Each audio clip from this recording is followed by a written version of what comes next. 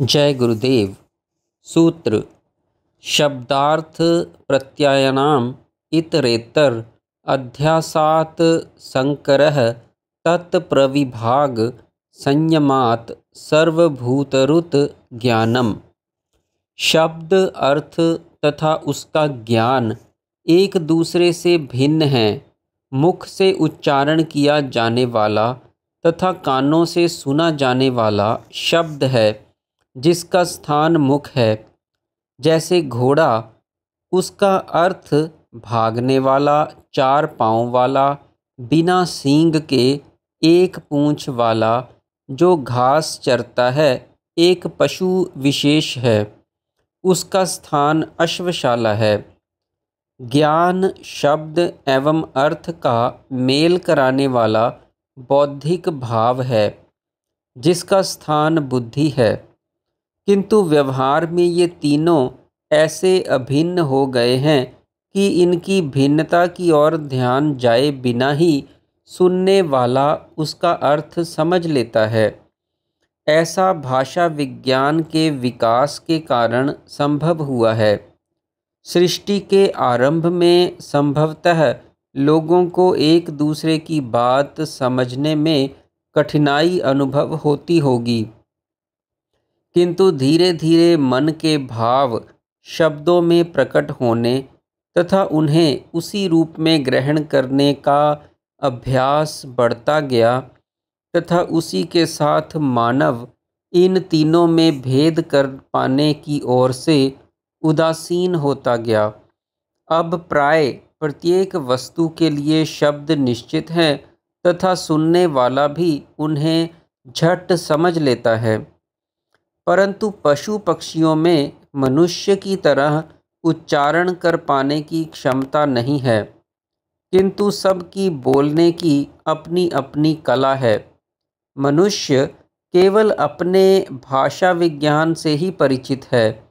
मनुष्येतर प्राणियों की भाषा समझ पाने में वह असमर्थ है। उनके शब्दों को वह नहीं जानता।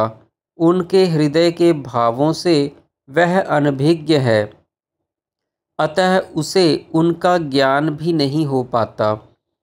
उनकी बोली वह सुनता अवश्य है, किंतु वह उसके कानों से टकराकर ही वापस लौट जाती है। यदि शब्द तथा उसके अर्थ को भिन्न कर सके तो शब्द भले ही ना समझ पाए, किंतु उनके भाव तो उसके समक्ष स्पष्ट हो ही जाएंगे। बोली समझने का अर्थ है उनके पीछे छुपे हुए भावों अर्थों को समझना।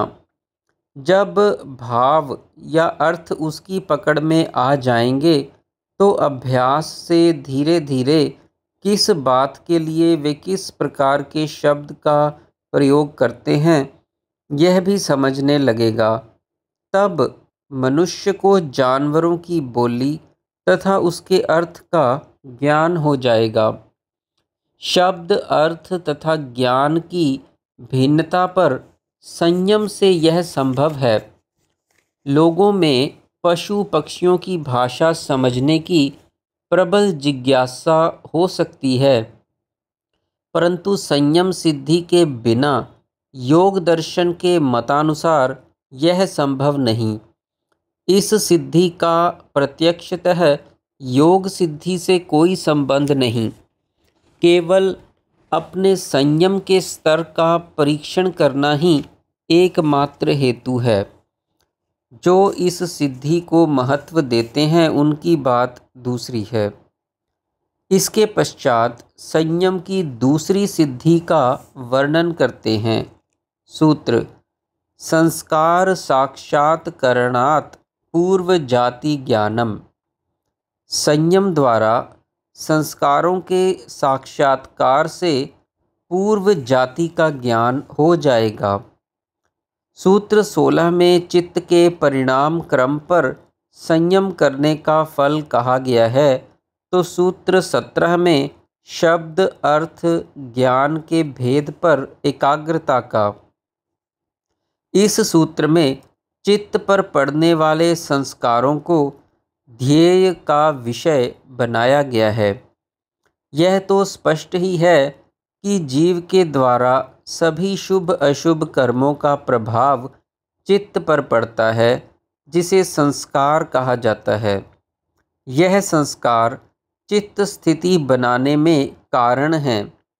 उन्हीं के अनुरूप वासना उदय होती है तथा वासना के अनुरूप जन्म, जाति एवं भोग का निश्चय होता है। इन संस्कारों का चित्त में एक क्रम होता है। जीव अपने शुभ अशुभ कर्मों के नए नए संस्कार संचय करता जाता है। इसलिए पिछले संस्कारों को समझ एवं पकड़ पाना उसके लिए असंभव होता है। यदि किसी प्रकार वह अपने चित्त में संस्कारों एवं उसकी श्रृंखला को पकड़ पाए तो उसे पकड़कर संस्कारों के पीछे के क्रम तक पहुंचकर पूर्व जन्म में किस योनि में, किस देश में, कब तक था, क्या क्या सुख दुख भोगे, इसका ज्ञान उसे संभव हो सकता है। संयम की स्थिति प्राप्त होने पर यह कर पाना संभव हो जाता है। तब अपने संस्कारों पर ध्यान केंद्रित करने से संस्कारों का साक्षात्कार हो जाता है, उनका क्रम भी समक्ष उपस्थित हो जाता है। तब संस्कारों की उस कड़ी को पकड़कर साधक पूर्व जन्मों की सभी बातें प्रत्यक्ष कर सकता है। ऐसे वह अपने बारे में भी कर सकता है तथा अन्य मनुष्यों के संस्कारों का साक्षात अनुभव करके उनके पूर्व जन्मों की बातें भी बता सकता है। यह सिद्धि भी साधन की दृष्टि से ठीक हो सकती है, किंतु जहाँ तक योग साधना में उन्नति का संबंध है, इससे साधक को कोई लाभ होने वाला नहीं है। जो बीत गया है सो बीत ही गया है, उसे तो भविष्य में उदय होने वाले दुखों को दूर करने का उपाय करना है। जय गुरुदेव।